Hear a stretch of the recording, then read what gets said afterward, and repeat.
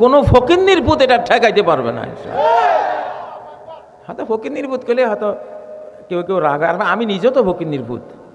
আমরা সবাই কার ফকির?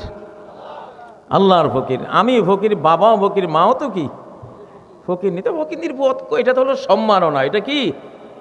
আকরামা মা তাকুনু আলাইহি আফকারা মা তাকুনু ইলাইহি। শাহানশাহ রব্বুল আলামিন, অভাবহীন, বেনিয়াজ।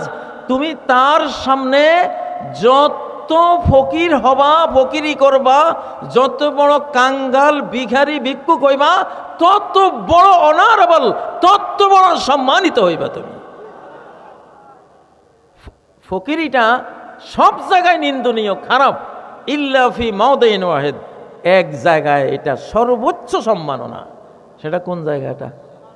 রব্বুল আলামিনের জায়গা। ঠিক না কথা?